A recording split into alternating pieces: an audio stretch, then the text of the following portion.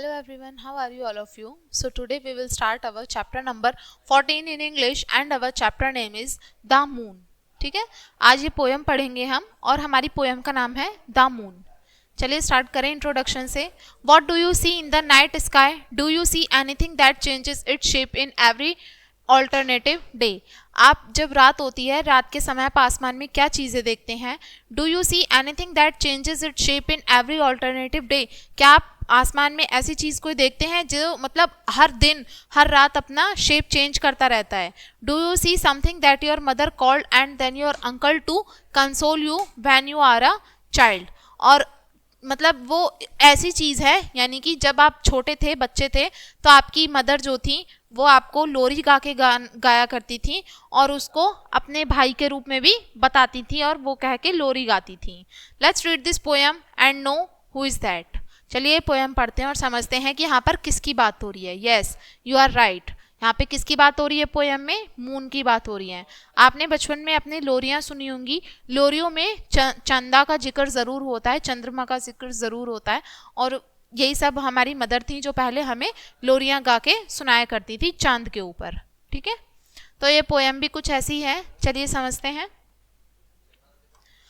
O look at the moon, it is shining up there. O, ऊपर चांद की तरफ तो देखो, वह कितना वहां पर चमक रहा है.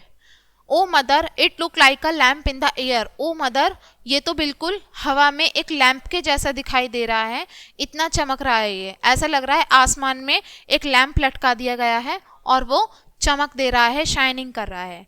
Last week it was smaller, पिछले हफ्ते ये तो बहुत छोटा था. एंड शेप लाइक ए बो, और इसकी शेप कैसी थी? एक बो के जैसी थी.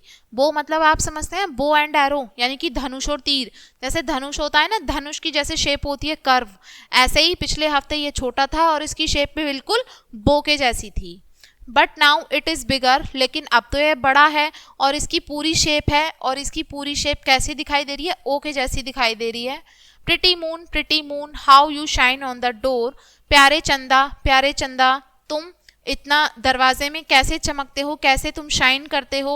And make it all night, और कैसे तुम सारे में प्रकाश फैलाते हो, कैसे तुम सारे में रोशनी देते हो. ऑन माई रूम फ्लोर, मेरे कमरे के फर्श तक कैसे तुम इतना चमकते हो और कैसे मेरे कमरे के फर्श तक रोशनी देते हो. You shine on my play things, तुम मेरी जो खेलने की चीज़ें हैं उनके ऊपर भी चमकते हो, उनके ऊपर भी अपनी रोशनी देते हो. And show me their places, और उनके जो जगह हैं मुझे वो भी दिखाते हो. And I love to look up, और मुझे ऊपर देखना बहुत पसंद है, मुझे ऊपर देखना बहुत अच्छा लगता है. At your pretty bright face, तुम्हारे चमकते हुए चेहरे की तरफ मुझे देखना बहुत पसंद है. ठीक है, तो ये थी हमारी पोयम. चलिए एक बार इसको फिर से रिसाइट करते हैं. Oh, look at the moon, it is shining up there. Oh, mother, it look like a lamp in the air. Oh, moon की तरफ देखो, वो कितना शाइन कर रहा है. ओ मदर, ये जो चंदा है ये ऐसे दिखाई दे रहा है जैसे हवा में कोई एक लैम्प हो, उसके जैसा ये दिख रहा है. पिछले हफ्ते तो ये छोटा था, लेकिन इसकी जो शेप थी वो बो के जैसी थी. बो यानी धनुष के आकार का था ये पिछले हफ्ते.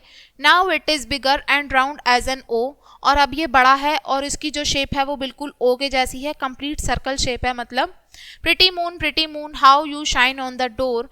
प्यारे चंदा तुम इतना कैसे चमकते हो दरवाजे में, कैसे तुम सब जगह रोशनी देते हो, रोशनी फैलाते हो, मेरे कमरे के फर्श तक कैसे इतना प्रकाश देते हो. You shine on my play things, तुम मेरी खेलने की चीज़ों पर चमकते हो.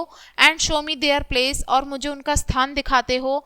I love to look up, मुझे ऊपर आसमान में देखना पसंद है तुम्हारे चमकते हुए चेहरे की ओर. ठीक है, तो ये थी हमारी पोयम.